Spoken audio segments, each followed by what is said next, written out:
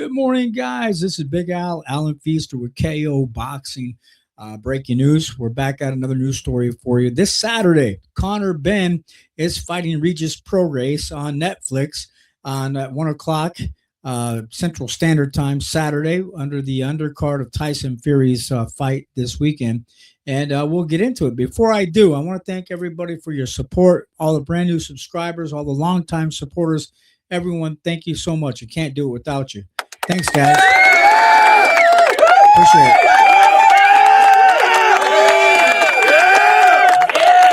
All right. Thank you very much. Thanks, guys. Also, guys, don't forget to hit the bell as well. Ring-a-ding-ding. To be notified. To be notified when we have something brand new for you.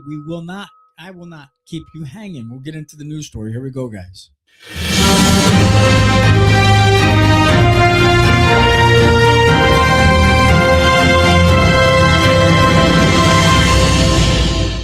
All right, guys, this weekend, Saturday, 1 p.m. Central Standard Time on Netflix, Regis Prograis says Conor Benn picked him at age 37.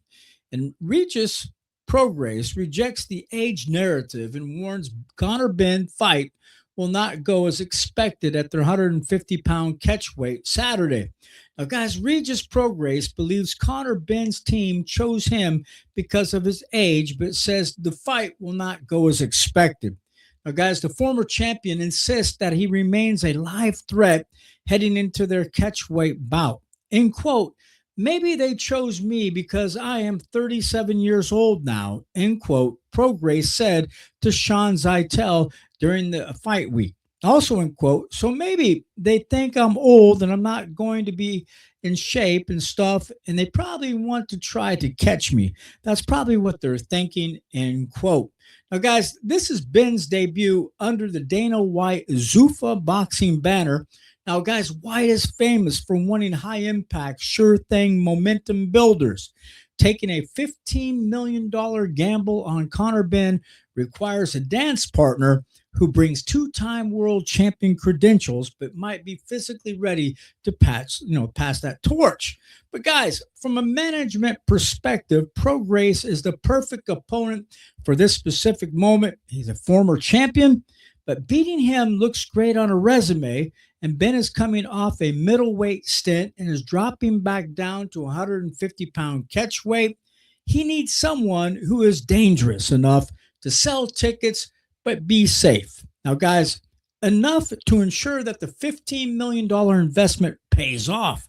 Now, guys, also in quote, maybe I would think the same thing, end quote, Prograis said, but I just feel that it's not going to go their way that they expect things to go, end quote. Now, guys, Prograis is leaning on his been there, done that resume, and he isn't wrong about the level of opposition. Now, Benn has looked explosive, but there is a massive difference between stopping a shopworn Chris van Heerden and overthinking two-time world champion who has the ring with Josh Taylor and Devin Haney. Now, guys, Prograis is clearly counting on the idea that Benn's team has confused a bad patch for a total collapse. Now, guys, also in quote, for me, the thing is, I know I can beat him, end quote, Prograis said. That's the main thing. Now we're here. It's fight week, also in quote, guys. It is fight week coming up Saturday. Now, Prograis, guys, confidence comes from the fact that he has actually operated at the elite level already, whereas Benn's biggest wins are largely over names that were past their sell-by dates. Chris Eubank Jr., who is 35 years old, Chris Algieri, who is 37 years old, and Chris van Heerden, who is 34 and hadn't fought in 1.5 years. Now, guys, Regis sees himself as a completely different animal because he's still technically a live threat who only recently held a world title. Now, guys, one thing to watch is this 150-pound catchweight. Prograis has never fought this heavy, and Benn is coming down from middleweight. While Benn's team is likely sees this as a size advantage, Prograis seems to think it's an alley-oop. Now, guys, that will allow him to keep his strength and chin without the draining cut down to 140 pounds. Now, guys, Prograis says it's not going to go their way again as they expect, which usually means he plans to drag Ben into deep water, and Ben is used to being the hammer. Now, Prograis can survive the early storm and make it a gritty technical fight, guys, like he did in his bounce back win over Joseph Diaz. But, guys, he might just prove the 37 is just the number again. However, if those heavy losses to Haney and Catterall weren't just bad nights, but signs of cracked chin or slowed reflexes, he's walking into trouble, and Ben tries to delete people as well. But guys, tell me what you guys think in the comments section. Tell me who you think is going to win. I think it's kind of more of a 50-50 fight, and I hope he kicks Conor Benn's ass.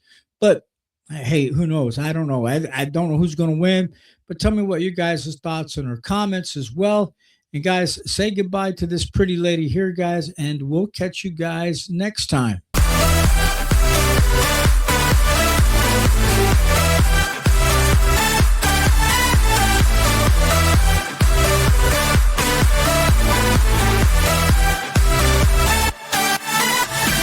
Boxing is a tough sport, and my hat go off to all boxers because you got to be a certain type of brave type of person to do boxing, just like just like air pilots that fly the airplanes. I never want to fly an airplane. I think you gotta be a tough person to want to fly a fucking airplane. Are you kidding me? What if I push one button wrong and I destroy everybody? Boxing kind of like that. You gotta put your nerves on the guy. You gotta believe in yourself. Pilots gotta believe in themselves to land this aircraft. Yes. And I believe boxers are the same way. You gotta believe in yourself to land that knockout. So my hats go off to you. I wish you nothing but the luck. I've been trying to find more clips on you to watch you because like I tell KO, I'm a casual boxing fan.